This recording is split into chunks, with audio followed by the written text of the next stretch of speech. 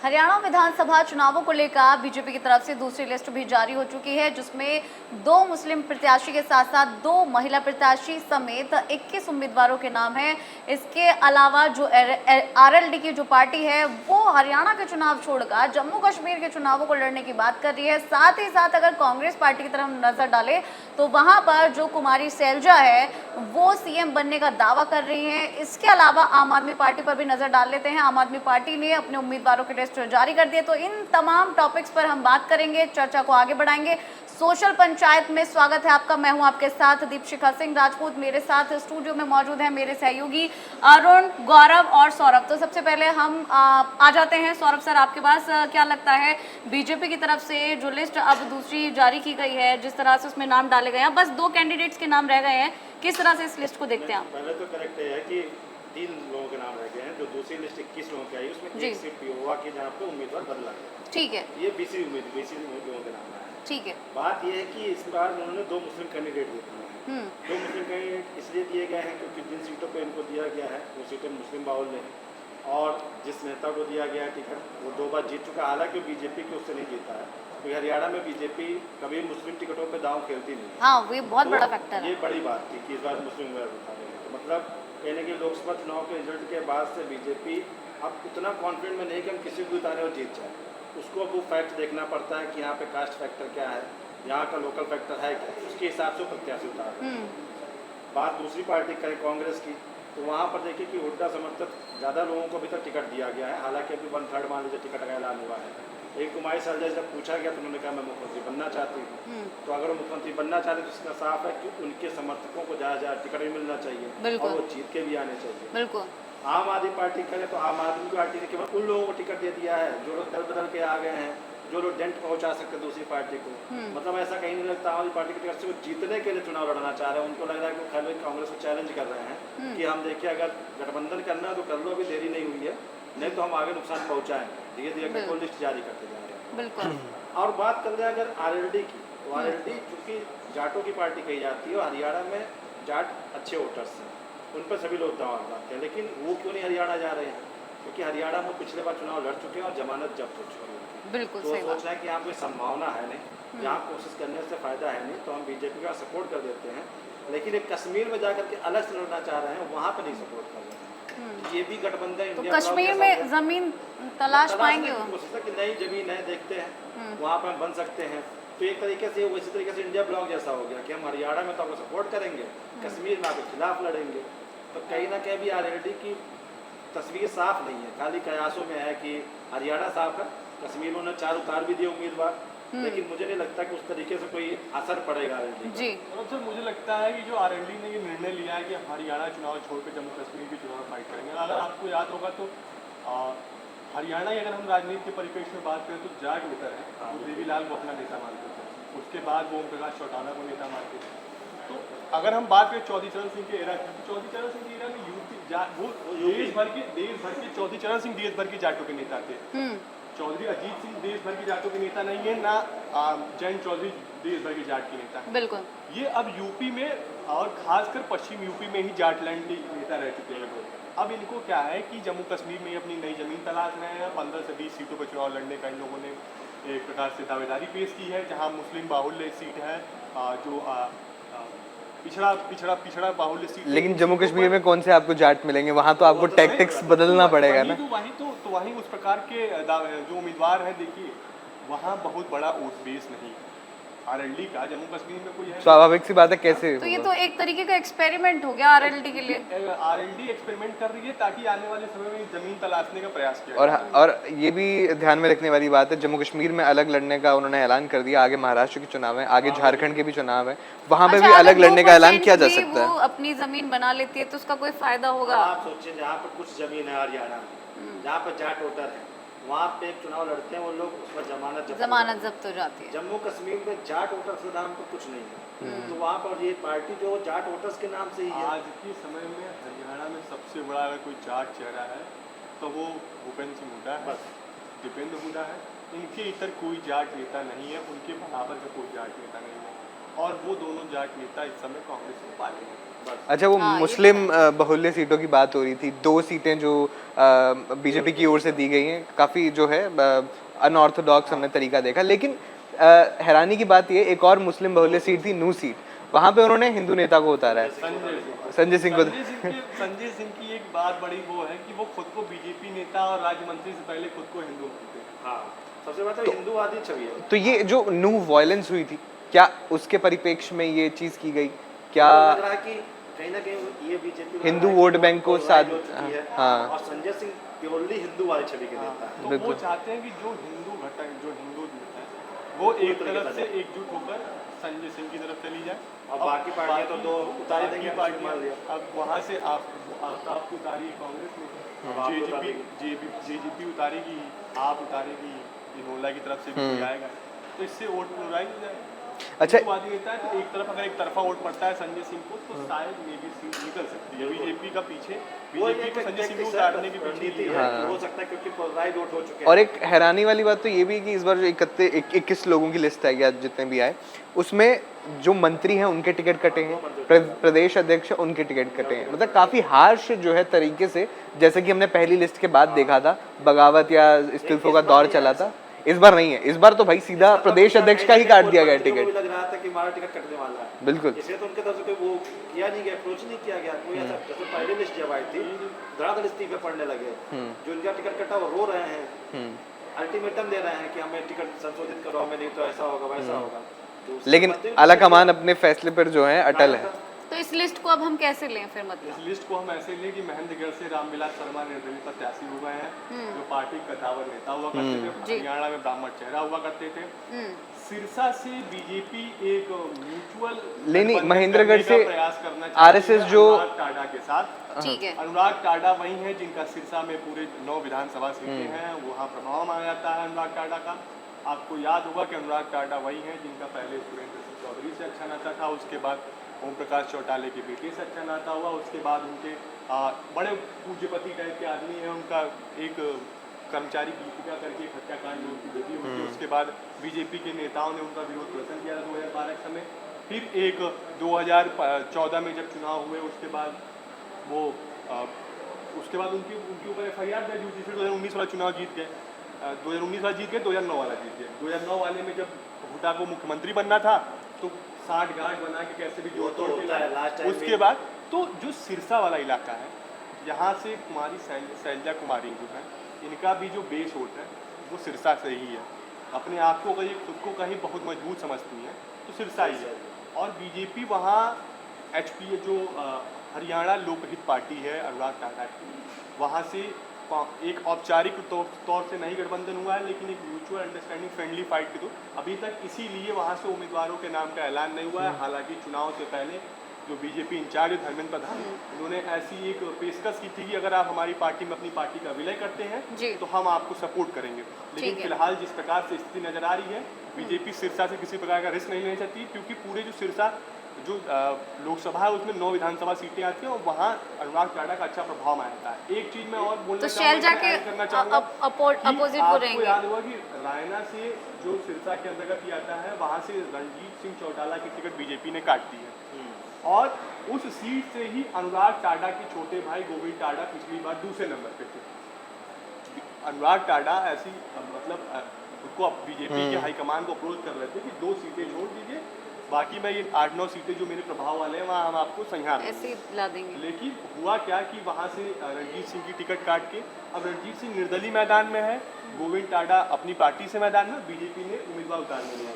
तो इस वजह से अब इन तीनों प्रत्याशी के सामने आने से वहाँ कांग्रेस को फायदा होता नजर आ रहा है, क्योंकि एक दूसरे की वोट काटने वाले हो। लेकिन अभी कहा नहीं जा सकता, हो सकता है बदल जाए। अभी गौरव ने महेंद्रगढ़ की भी बात की थी, वहाँ जो है रामविलास शर्मा जो है अभी दावेदार हैं, अभी तो कोई ऐलान नहीं हुआ, लेकिन जिन्हें टिकट नहीं मिला, जो RSS के जो रिटायर्ड वर्कर हैं, उन्होंने जाके बीजेपी के नाम पर, कैलाश पाली हैं, उन्होंने जाके बीजेपी के नाम पर जो है नामांकन भर दिया है। तो यहाँ पर कल क्लैश की स्थिति बनती दिख रही है। निर्दलीय कल मंगलवार था, मंगलवार के दिन निर्दलीय प्रत्याशी के तौर पर रामविलास शर्मा ने भी अपना उम्मीदवारी नामांकन कर दिया।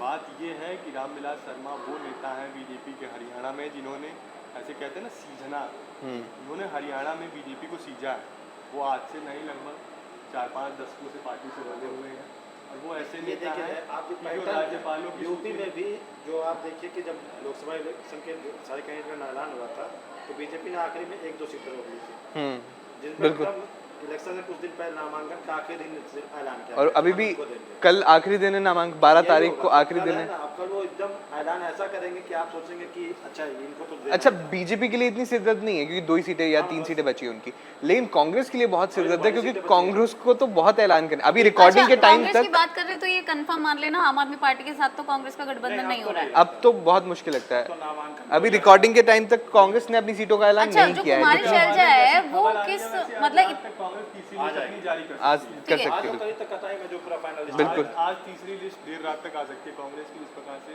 सूत्रों के हवाले से खबर आ रही है। ऐसा माना जा रहा है कि जो पूरी की जितनी सीटें बची हुई हैं 49 सीटों के साथ उनके 49 सीटें 49 सीटें अच्छा, बची हैं, 49 सीटों पे आज ठीक है। कैंडिडेट का नाम फाइनल हो गया है धीरे धीरे। नहीं, सवाल ये है कि इसमें पहले हुड्डा समर्थकों को आपने बड़ा भरपूर जो है टिकट बांटे बाकी लिस्ट में सुरजेवाला और शैलजा दोनों को एक्यूमुलेट करना पड़ेगा। शैलजा के फिर भी चार अच्छा, समर्थक शैलजा को जैसे कि हमने स्टार्टिंग में बोला था, शैलजा काफी कॉन्फिडेंट नजर आ रही है, सीएम पद के दावेदारी जो है उन्होंने अभी ठोकी। देखिए एक तो पहली बार शैलजा अगर मुख्यमंत्री दावेदारी ठोकती तो एक महिला वोटर्स को लेकर के, क्योंकि महिला मुख्यमंत्री बनेगी तो एक बड़ा नाम होगा, हो सकता है कांग्रेस पे सोच भी सकती है। लेकिन उनके समर्थक विधायकों को टिकट भी तो मिलना टिकट भी चाहिए। मिले और टिकट मिले साथ वो जीत के भी आए बिल्कुल। उतने लोग, क्योंकि 41 में से तो आपने पहले 31 तो हुड्डा समर्थक को दे दिए, अगर 31 इनके जीत जाते तो बड़े दावेदार हो जाते। हमने देखा था हिमाचल में क्या हुआ था, सुक्खू के विधायक जीते थे तो उन्होंने अलग ले गए थे सभी को और यही होता है। सीएम पद ले आए यही थे वो। होगा, और क्योंकि अभी देखा जाए तो कांग्रेस की तरफ से हुड्डा ही फेस है, मुझे देखा जाए CM। मुझे भी भूपेंद्र सिंह क्योंकि वो हुड्डा ही सबसे ज्यादा दावेदार है और आप क्या ग्राउंड पे कहेंगे रहते हैं हमेशा। गौरव इस मामले में कौन दावेदार ज्यादा? देखिए जाहिर सी बात है, टिकट नेता वही बड़ा होता है जो टिकट वितरण करता है, और जब आप टिकट बांटेंगे तो आपके समर्थकों को टिकट बांटेंगे, बिल्कुल। आप अपने जानने वालों को बांटेंगे, वो जीत के आएंगे तो वो आपके नाम में। देखिए ये कांग्रेस में पैटर्न है, जब किसी मुख्यमंत्री का वो होता है ना, चुनाव होता है ना विधानमंडल में, जब कभी कोई नेता चुना जाता है तो वहाँ विधायकों से रायशुमारी होती है। बीजेपी में हाईकमान निर्णय ले लेता है, फिर वो अपना ऑब्जर्वर भेजता है, ऑब्जर्वर एक चिट्ठी निकाल के देता है, बिल्कुल। और मुख्यमंत्री जब फेस होता है Random। उसे खुद नहीं पता होता है कि मैं मुख्यमंत्री हूँ। कांग्रेस में ऐसा नहीं होता है। कांग्रेस में जो विधानमंडल दल का नेता चुना जाता है वो विधायकों के सर्वसम्मति सुना जाता है, वहाँ से ऑब्जर्वर आते हैं, वो बैठ के मीटिंग करते हैं विधायकों के साथ, फिर वहाँ किसी वरिष्ठ नेता जो होते हैं विधायक उनसे पर्चा निकलवाया जाता है, उससे सर्वसम्मति से जो होता है जिसके पक्ष में ज़्यादा बहुमत के आंकड़े होते हैं वो विधायक बनता है, सॉरी मुख्यमंत्री होता है। ऐसा हरियाणा में हमेशा देखा गया है। अगर हम बात करें जिस प्रकार से कुमारी शैलजा का, कुमारी शैलजा अगर मुख्यमंत्री बनती हैं तो मुझे लगता है हरियाणा के इतिहास में पहली महिला मुख्यमंत्री होंगी। एक अच्छा संदेश भी जाएगा देश भर में, और सबसे बड़ी बात ये है कि ऐसे वक्त में कुमारी शैलजा खुद को मुख्यमंत्री के तौर पर प्रोडक्ट कर रही है, जिस वक्त राहुल गांधी जाति जनगणना की बात कर रहे हैं, जिस वक्त राहुल गांधी दलित उत्पीड़न की बात कर रहे हैं, जिस वक्त राहुल गांधी खुद को रहनुमा बता रहे हैं दलितों का, पिछड़ों का, तो उस वक्त में शैलजा का, इस कुमारी शैलजा का जिस प्रकार से मुख्यमंत्री पद के लिए ऐसे सामने निकल के आके दावेदारी करना, वाकई ये देखने लायक होगा कि अगर कांग्रेस को बहुमत का वो जो मैजिकल नंबर मिलता है तो क्या निर्णय होता है। लेकिन फिलहाल जिस प्रकार से स्थिति नजर आ रही है उस प्रकार से लग रहा है कि हुड्डा जो सीनियर हुड्डा है वो बहुत आगे निकल खास तौर पर अभी तक के जो टिकट वितरण को भी देखा जाए ठीक है। तो उससे संकेत यही मिल रहे हैं कि भी हुड्डा ही ठीक जो है। अब अरुण, मैं आपसे फाइनल कमेंट लेना चाहूंगी बीजेपी की इस लिस्ट को लेकर, कुमारी शैलजा की दावेदारी को लेकर, और जिस तरह से आम आदमी पार्टी का कांग्रेस के साथ गठबंधन नहीं हुआ, लिस्ट भी अभी जारी हो चुकी है, उसको लेकर जो इन तमाम जो टॉपिक्स हैं आज की पंचायत के, उन पर एक एक कमेंट आपसे। देखिए, सबसे पहले बीजेपी की लिस्ट की बात करें तो बीजेपी की ओर से अपने सारे पत्ते खोल दिए गए हैं। नामांकन की आखिरी तारीख से एक दिन पहले, 12 तारीख जो है नामांकन की आखिरी तारीख है, उससे एक दिन पहले लगभग बीजेपी की ओर से सारे नाम जो हैं फाइनल है। अब हालांकि बाद में बदल दिए जाते हैं कुछ नाम 1-2 सीटों पे, वो कह नहीं सकते। अब कांग्रेस की तरफ से सस्पेंस अभी भी जारी है कि क्या करने वाली है कांग्रेस। क्या हुड्डा समर्थकों को और टिकट दिया जाता है, क्या कुमारी शैलजा के समर्थकों को टिकट मिलता है, या रणदीप सुरजेवाला को। और ये भी देखने वाली बात होगी कि अभी तक हमने देखा है कि बगावत के सुर कहीं नहीं दिखे हैं। मुझे लगता है कि सभी को कॉन्फिडेंस में लेके ही टिकट वितरण किया गया है। लेकिन जो फाइनल लिस्ट या जो बाकी की लिस्टें आती हैं, क्या उसके बाद कोई बगावत देखने को मिलती है, ये भी देखने वाला होगा। और आरएलडी के फैसले की मुझे लगता है कि जहाँ तक बात है वो शायद बीजेपी को नुकसान ना पहुंचे, क्योंकि आगे बीजेपी के पास काफ़ी ज़्यादा मुद्दे हैं अपने लड़ने के लिए, तो शायद इस वजह से कश्मीर का रास्ता उन्होंने अपनाया है। तो बस इतना ही से कहना चाहूँगा मैं लास्ट। ये जिस प्रकार से मुझे लगता है, अगर हम हरियाणा की राजनीति की बात करें, दूसरे लिस्ट की बात करें, बीजेपी की एक नाम है जिसकी चर्चा कहीं नहीं हो रही है, कंवलजीत सिंह राणा। क्यों बीजेपी ने टिकट काटा पी हुआ से? हाँ, ये भी बात बड़ी बात है। टिकट इसलिए काटा कि उनकी टिकट मिलने के बाद ही एक फोटो और एक ऑडियो वीडियो वायरल हो रहा था इंटरनेट पे, जिसमें वो प्रधानमंत्री को निकम्मा प्रधानमंत्री बता रहे थे, और इनकी एक वीडियो फोटो वायरल और फिर से बाद में फेक बता दिया। जो पाकिस्तानी सेना के साथ की फोटो थी, जिसमें पाकिस्तान सेना का जनरल रैंक का कोई अधिकारी उन्हें मिठाई खिलाता हुआ दिखाई दे रहा था। इसके बाद से बीजेपी को एक प्रकार से इमेज, जो राष्ट्रवादी पार्टी के तौर पे इमेज है कि राष्ट्र सर्वोपरि हमारा है, इस प्रकार की इमेज को भले ही इन वीडियोस या उनकी पुष्टि नहीं की गई, लेकिन इस वजह से कंवलजीत सिंह राणा का टिकट काटा गया। हालांकि बाद में उन्होंने प्रदेश अध्यक्ष को चिट्ठी लिखी कि हमारे जो सिख कौम के लोग हैं, परसों एक टिकट मिलने के 10 दिन पहले एक सम्मेलन हुआ जिसमें कहा गया कि हमारे कौम के लोगों को ज़्यादा से ज़्यादा लोगों को विधायक सांसद बनना चाहिए, लेकिन जब मेरा खुद का टिकट मुझे मिला तो हमारे कौम के लोग ही मुझसे दुखी हो गए। उसके बाद उन्होंने ऐसा वो क्लेम कर रहे हैं कि उन्होंने पार्टी हाईकमान का आभार जताते हुए उन्होंने खुद पार्टी, क्योंकि क्षेत्र में टिकट लौटा दिया और क्षेत्र में उनका बहुत विरोध हो रहा था। पार्टी जो स्थानीय नेता थे, जो विधानसभा स्तर के नेता थे, वो लगातार इस्तीफे का दौर जारी हो गया है। आप दिनेश फोगाट को टिकट मिला जुलाना से कांग्रेस में, कैप्टन के परिवार में ही विरोध शुरू हो गया। हाँ बिल्कुल, महावीर फोगाट ने बोल दिया कि ये गलत राजनीति करनी थी तो बीजेपी से करनी थी, बीजेपी से आ जाती, या फिर उन्होंने उम्मीद कर रखी 2028 में गोल्ड लाएंगे, अभी खेलेंगे और स्पोर्ट्स कैरियर बचा हुआ काफी लंबा है। तो मुझे लगता है दिनेश फोगाट के लिए भी ये बड़ा उल्टा और हो सकता है। कैप्टन वैरागी के बारे में भी बात करनी, बिल्कुल, जो जिन्हें उनके खिलाफ उतारा गया। से जुलाना में कैप्टन वैरागी को लाया गया है, कैप्टन वो वैरागी भी काफी स्ट्रॉन्ग कैंडिडेट है, युवा चेहरा है। तो विनेश के लिए तो बहुत ज्यादा तगड़ा कंपटीशन हो जाएगा। युवा चेहरा है, विनेश के लिए काफी मुश्किल माने प्रदेश उपाध्यक्ष दिनेश हैं। फोगाट स्पोर्ट्स से आए और ये एयर इंडिया के सीनियर कैप्टन थे, उससे छोड़ करके यहाँ पे आए। मोदी काफी करीबी तो हैं। कंपटीशन तो किसके लिए ज्यादा टफ है? भी है।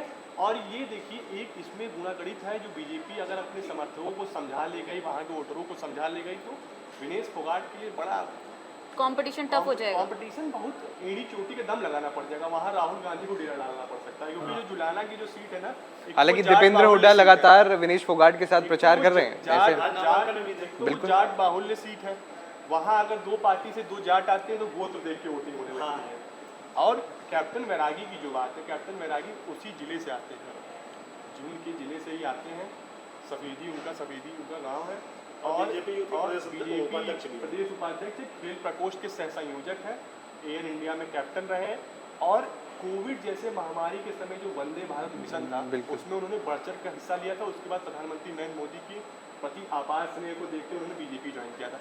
तो जिस प्रकार से प्रधानमंत्री मोदी करीबी होना, उसके बाद सिर्फ हाईकमान के एक कहते हैं दुलारा, और सिर्फ हाईकमान के बहुत दुलारे, और ऊपर से एक अच्छी इमेज भी है, कोई कंट्रोवर्सी नहीं है। अगर आपने देश के लिए मेडल लाया है तो मैंने भी देश के लिए कुछ किया है। तो अगर इस प्रकार से जो कैप्टन बनाम पहलवान वाला जो वहाँ पे एक समीकरण बनते हुए दिख रहा है, अगर बीजेपी इस कैप्टन बनाम पहलवान के इमेज को, अगर के परिवार में ही कलह शुरू हो गई है कि पहली बात तो परिवार ही विरोध कर रहा था, लोग आप अगर सोचिए, अगर बीजेपी महावीर फोगाट को अगर समझाने में कामयाब हो जाती है और दिनेश फोगाट के अगर चुनाव के खिलाफ प्रचार कराने जुलान ला लेती है, तो फिर स्थिति क्या होगी? और जिस प्रकार से बगावती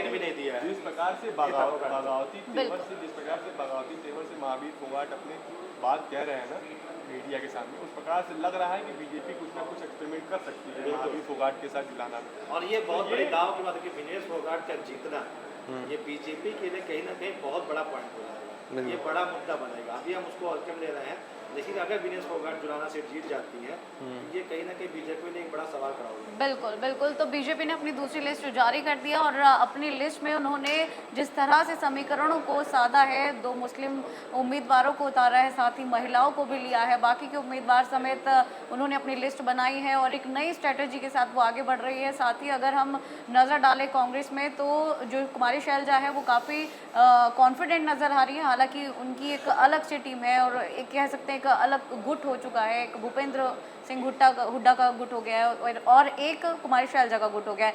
वहीं अगर हम आरएलडी की बात करें तो आरएलडी जम्मू कश्मीर में अपनी ज़मीन तलाशती नज़र आ रही है। हालांकि वो हरियाणा चुनावों को थोड़ा इंटरेस्टिंग तरीके से नहीं लेती हुई नज़र आ रही है।